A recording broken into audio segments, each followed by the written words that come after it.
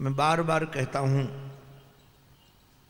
कि यदि श्री जड़भरत जी महाराज के जीवन में गुरु होते तो निश्चित रूप से उनका पतन नहीं होने देते। वह हिरण के राग में उसको फंसने नहीं देते। कोई न कोई रूप धारण करके हम लोग तो पल पल अनुभव करते हैं उस बात का। हमने राम कथा कहना प्रारंभ की तो मानस था कि राम कथा सुनवे को रसिया श्री हनुमान जी महाराज सुनने के रसिक हैं, तो पहली राम कथा नवापरायण उनको सुनाएंगे। राजस्थान में जैसे सालासर हनुमान जी हैं, वैसे एक स्थान और भी है बीकानेर के पास में, वो है पुनरासर। उन हनुमान जी को कई भागवत सुनाने का अवसर हमको मिला है। वहाँ के लोग, उस गांव के लोग बहुत प्रेम करते हैं, अपने गांव का ही हमें मानते हैं। तो मैंने निश्चित किया कि वहीं सुनाएंगे। नवरात्र की तिथि निश्चित हुई। मुझे लगता है कम से कम 15 साल तो हो गए होंगे, ज़्यादा हो गया हो कहो। गांव के लोगों ने आयोजन किया, हनुमान जी महाराज मुख्य श्रोता बने। जैसे यहाँ श्री लक्ष्मी वेंकटेश भगवान हैं। आयोजन प्रारंभ हुआ तो मुझे लगता है शायद 1 बजे से 5 बजे तक चलता था। उसके बाद फिर मैं निकल जाता था टिब्बों में घूमने के लिए। वहाँ बहुत हिरण हैं। हमारे साथ ये राम मनोज भी हमारा था सेवा में।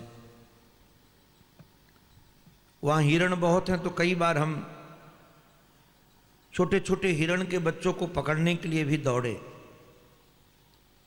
मौन रहता था, केवल कथा करता था, सुबह अनुष्ठान करता था।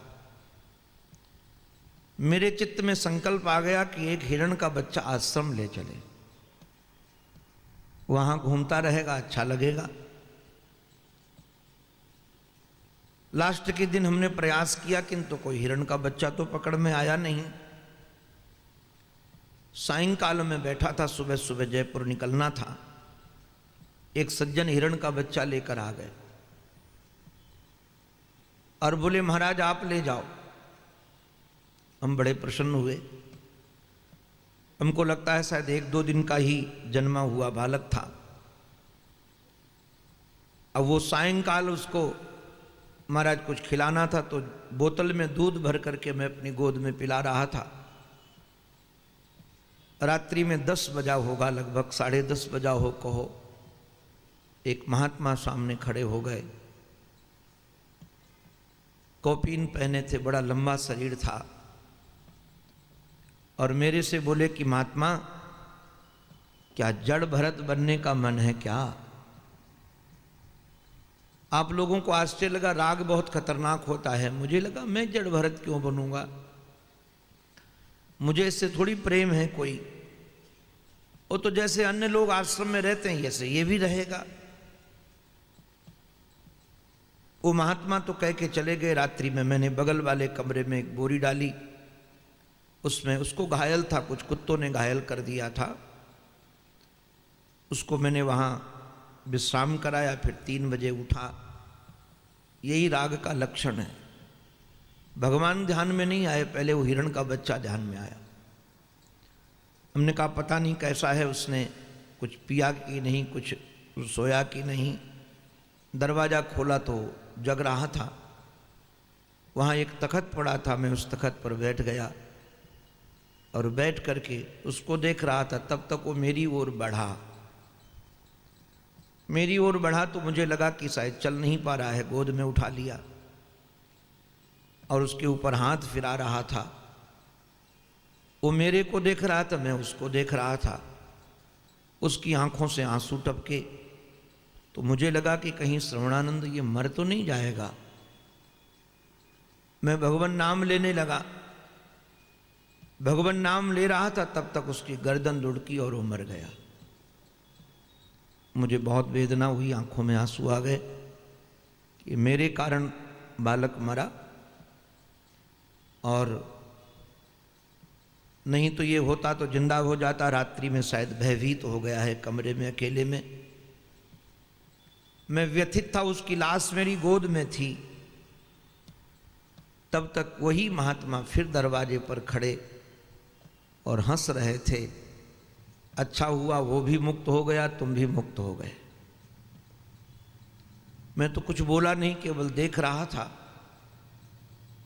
उन्होंने कहा कि राम नाम का उच्चारण सुनते सुनते तुम्हारी गोद में तुमने 9 दिन हनुमान जी को बड़े प्रेम से कथा सुनाई है।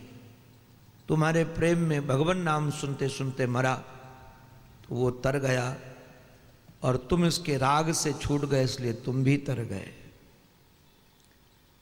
उस समय भी मुझे कुछ समझ में नहीं आया। उसको रख करके फिर स्नान के लिए चला गया। मंदिर में गया तो हनुमान जी का मंदिर है, श्री पुनराश्वर हनुमान का। मैंने पुजारी जी से पूछा कि कोई ऐसे महात्मा कान में कुंडल डाले हुए हैं, कौपीन पहने, बहुत लंबा शरीर है, वो कहाँ रहते हैं? मैं उनसे मिलकर जाना चाहता हूँ। कथा में तो एक दिन भी दिखाई नहीं पड़े वो महात्मा, और वो हैं कहाँ?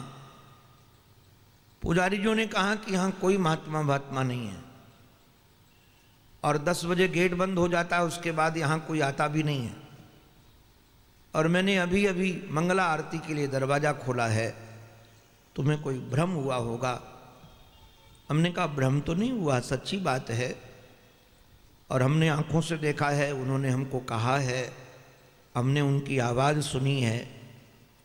पुजारी जी ने कहा कोई नहीं है। मेरे चित्त में संशय हुआ, और जब मैं वृंदावन आया, गुरुदेव के चरणों में प्रार्थना की कि ऐसी ऐसी बात हुई थी, वो पता नहीं कौन महात्मा थे, दोबारा नहीं मिले।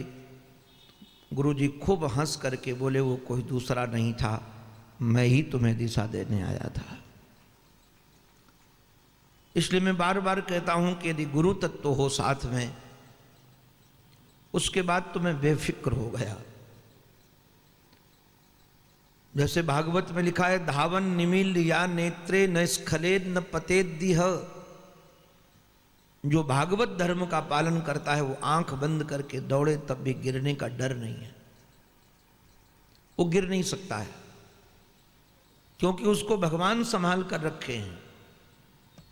ऐसे जिन महापुरुषों के जीवन में गुरुजन हैं, वो कभी गिर नहीं सकते हैं, उसको भगवान संभाल के रखे।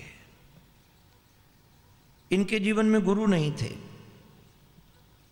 और जिसके कारण इनको हिरण का जन्म लेना पड़ा। बाद में स्वयं जड़ भरत बने,